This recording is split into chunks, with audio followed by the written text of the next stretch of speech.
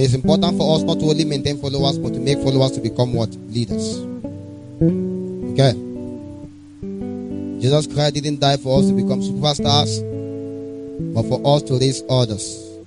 We do that by the administration of the Spirit of God that gives life and bring them into the full functionality of that which God intends for them. We are what we are by the grace of God. That grace is not in vain, in that we ought to labor also. We ought to work. I realize that when the grace of God lifts a man, you cannot bring him down. No. You can't fight a man whom God has helped. It's impossible. Grace has always been the benchmark. The things we do is by the grace of God. I assure you, no man can do this thing without the supply of the grace of God. I assure you. Every time you want to try this thing without God truly really helping you, you have a challenge. If it is a lie, maybe I will give you my itinerary for the next 2 months. You will drop the mic and you will never carry it again. You know, sometimes you will not know how this thing works. The real work is done at night when you have to war. Because the devil will not be clapping for you. Do you realize that? No. That's why he will make sure things go bad. Things go bad in the physical, in the churches, in the organization, in your family, in everything. So those places will make you pray by force, even if you don't want to pray. You understand what I'm saying?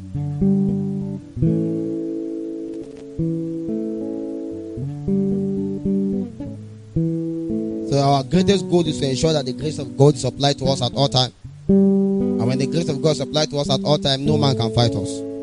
Any man fighting a dead man is wasting his time, because a dead man is dead. It's long time there. When the grace of the Lord is upon the lives of a man, it's more like when God is your referee. Even if you know where Jesse go play, you know what? If God be your referee, whether you know the club, you must play. Because you know you need to get Jesse said. Now they regulate the match. So that's how it works. Grace will make things look partial. You see people that are not qualified for anything, God qualified them on his own accord. There are many people today that are not qualified for anything. I've been to a place for so much big men of God. And they look at me. They felt even ashamed to be sitting close to me. Because you know all this media, the thing we fly in the media. And I knew I was there because of the grace of God. Because I was not qualified to be there.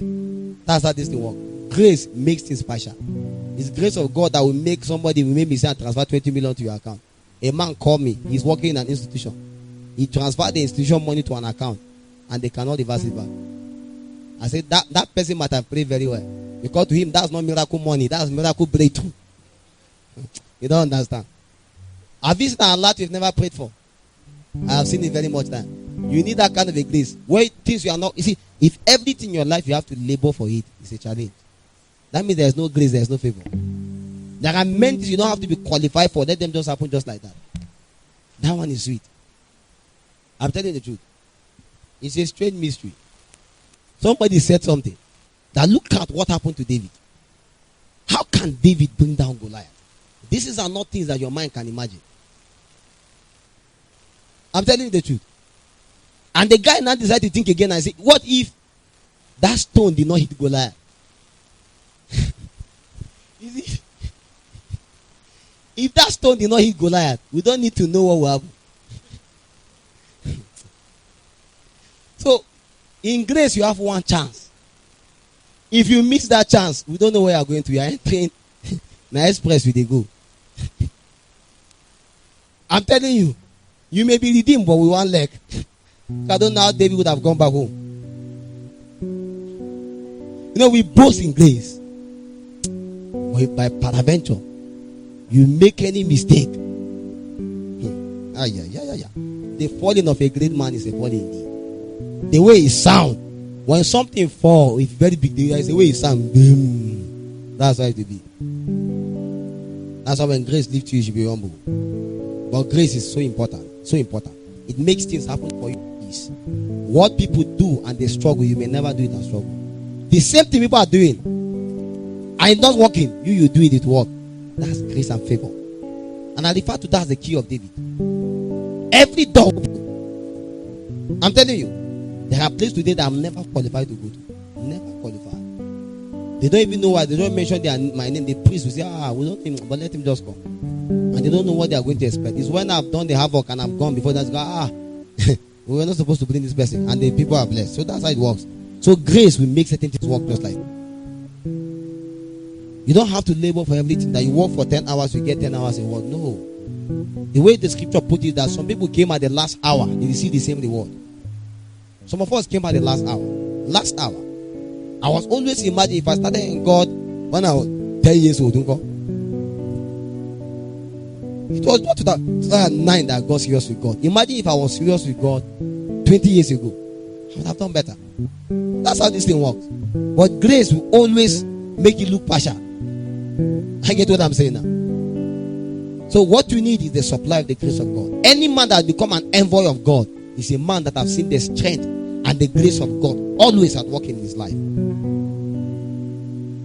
And it's the grace of God that makes you an ancient. It makes you a young ancient, a man with an ancient spirit. And grace is always older than age. It made you. It's not about your age, but the grace upon you. Jesus Christ himself had people that none of the disciples, I think, is his mate. Maybe what about them? Those his brothers. Because they came. Oh, those ones even came later. Everyone is older than him. Grace is strange. Grace is the supply of an ancient spirit upon a mortal man. It makes you ancient. So sometimes you find yourself in encounters with elders that are older than you, and the intention is to impact upon you the ancient spirit. That's why they call him the ancient of days. So you must understand that in this journey you must embrace the grace of God at all times, and be careful of dishonor and disobedience. This will make your journey and investment in God impotent. Many people are strong physically, but their disobedience and dishonor have made them weak spiritually. With all your strength physically, you can be weak spiritually. There are no modalities or order in keeping to the engagement when it comes to prayer. When you come to pray, pray effectively well. And the reason why you do that is just to give expression and freedom to your spirit so that you can receive illumination from the realm of light. One of the things we strive for at all times is what I call the realm of an open heaven. Whether we like it or not, one of the greatest blessings that God can bless a man with is an open heaven. The strength of religious spirit is a closed heaven. One of the things that make men remain in sectors and places where they are not blessed is because the heaven over them is closed. They can never perceive light.